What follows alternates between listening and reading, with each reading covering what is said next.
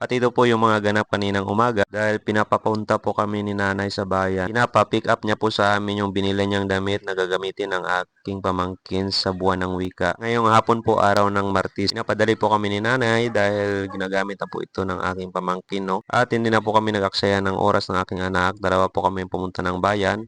At pagdating po namin doon sa loob ng sasakyan ay nag-video-video muna ako. At kunwari po ay naglagay siya ng seatbelt, no. Natawa na lang po siya nang makita niya na binibidyoan ko po siya. Dumaan po kami ng school at saktong papalabas na po yung mga estudyante. Kaya inintay na lang po namin na lumabas yung pamangkin. At saktong nasa gate na siya at sinama na po namin siya doon papuntang bayan o kila nanay. Kaya pagdating po namin ng bayan ay saktong andun na rin po si nanay dahil andun po sa Kalibo siya bumili ng damit na gagamitin po ng aking pamangkin sa buwan ng wika, mga kapro. Dahil nagkaubusan na po ng mga pwedeng marintahan dito sa bayan ng bata ng mga kapro. Kaya no choice po si nanay, no, kundi doon na lang sa Kalibo bumili ng damit na gagamitin ng aking pamangkin para po sa buwan ng wika. At yun nga, mga 12:30 kanina ng tanghali ay nagpatid na po yung aking pamangkin, no, papuntang school, mga kaprobinsya, para po mag-perform sa buwan ng wika.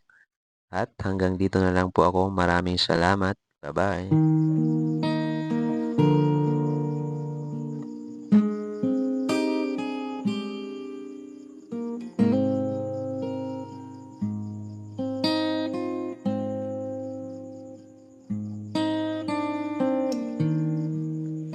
And I'll bring you